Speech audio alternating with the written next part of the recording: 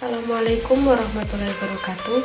Kami dari kelompok 3 akan menjawab pertanyaan dari beberapa kelompok yang kami pilih. Ada 3 pertanyaan yang kami pilih dari beberapa kelompok. Pertanyaan pertama yang akan dijawab oleh rekan kami yaitu saudari Laili Husnayati. Kepadanya waktu dan tempat kami persilahkan. Baiklah, di sini saya akan menjawab pertanyaan dari kelompok 2 yaitu Kang Rifan. Bagaimana tipe belajar visual, ciri dan penerapannya dalam pembelajaran PAI? Tipe belajar visual itu lebih berfokus kepada penglihatan. Gaya belajar ini saat mempelajari hal baru biasanya perlu melihat secara visual untuk lebih mempermudah dalam memahami. Lebih senang belajar dengan warna dan bentuk. Ciri gaya belajar visual tersebut lebih mudah mengingat dari apa yang dilihat daripada yang didengar. Lebih suka membaca, berbicara dengan tempo agak cepat. Penerapannya, karena gaya belajar ini lebih berfokus kepada penglihatan dan lebih mudah membaca dalam memahami, bisa digunakan dengan metode seperti memberikan buku panduan, modul, atau memperlihatkan gambar-gambar ataupun video. Itu bisa menjadi cara untuk penerapan dalam gaya belajar visual. Terima kasih kepada saudari Laili Husnayati. Baiklah, di sini saya akan menjawab pertanyaan kedua masih dari kelompok 2 yaitu saudara Eko Fatul Najib mengenai apa saja kelemahan metode pembelajaran auditori. Nah, di sini ada dari beberapa sumber yang kami peroleh. Kelemahan auditori yaitu yang pertama, kurang baik dalam membaca atau umumnya membaca dengan pelan. Nah, di sini untuk metode auditori itu lebih menggunakan kepada gaya belajar mendengar atau karakteristik mode belajarnya itu menempatkan pendengaran sebagai alat utama menyerap informasi atau pengetahuan sehingga mereka lebih fokus dalam mendengarkan sesuatu atau seperti mendengar audio atau berdiskusi atau ceramah dan sebagainya. Nah, menurut saya dari metode auditori di sini menurut saya tidak cocok untuk pendidikan taman kanak-kanak karena pada pendidikan taman kanak-kanak itu mereka diajarkan bagaimana cara menghitung, bagaimana cara membaca, bagaimana cara menulis dan lain sebagainya.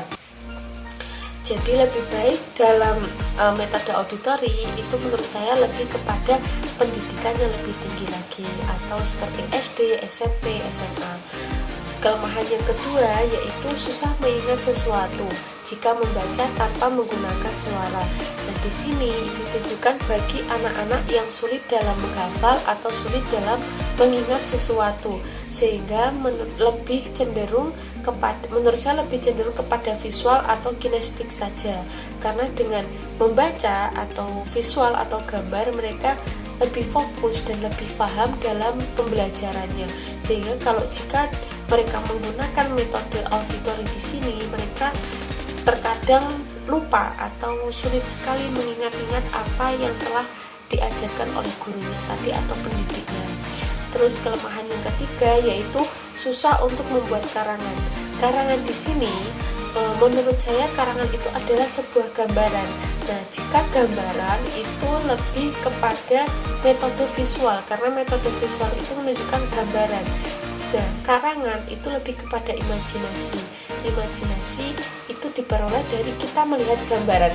Dengan kita melihat gambaran, kita nanti bisa mencontohkan apa yang tadi sudah dilihat dari gambaran tersebut atau kita bisa membuat kerangkanya. Gitu. Terus kelemahan yang keempat yaitu susah diam dalam waktu cukup lama. Nah, di sini bagi pendidik itu diharapkan dapat sering-sering berkomunikasi atau berdiskusi atau memberikan ceramah kepada peserta didiknya, karena dengan begitu mereka dapat memperoleh informasi atau ilmu yang bermanfaat atau memiliki wawasan yang luas. Terus pendidik juga bisa menceritakan atau memberikan kisah-kisah atau cerita yang lain agar mereka agar peserta didik dapat menceritakan kembali apa yang sudah didengarkan oleh gurunya. Terus yang bisa memutarkan lagu-lagu atau mengajarkan hal-hal yang baru agar peserta didik dapat mendapatkan pelajaran yang baru melalui lagu-lagu tersebut. Terus yang terakhir, yang kelima, yaitu mudah terganggu dengan keributan. Untuk pembelajaran auditori di sini itu mereka lebih fokus kepada mendengarkan. Jadi ketika berada pada tempat yang ramai, mereka sulit sekali fokus atau sulit sekali mendengarkan apa yang sudah diberikan pelajaran oleh gurunya, sehingga menurut saya untuk pembelajaran auditori itu harus lebih kepada tempat yang sepi agar mereka bisa fokus dalam belajar dan bisa fokus dalam mengikuti pelajaran. Itu mungkin itu saja pertanyaan kedua atau jawaban pertanyaan kedua. Untuk pertanyaan ketiga bisa akan dijawab oleh saudari atau rekan kita, saudari Erlina Uswatun Hasanah. Kepadanya dipersilahkan.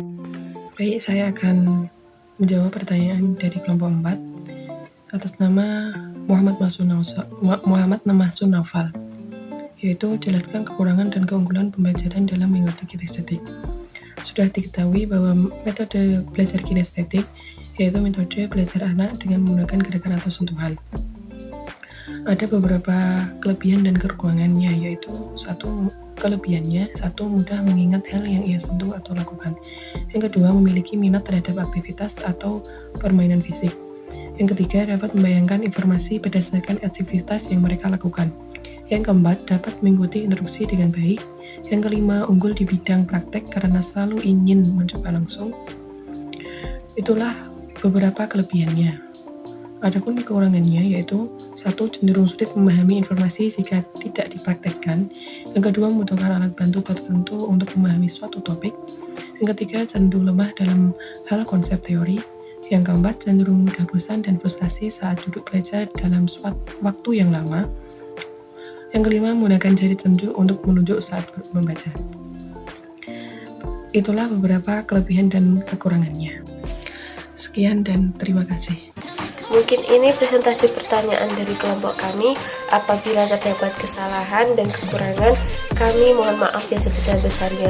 Wassalamualaikum warahmatullahi wabarakatuh.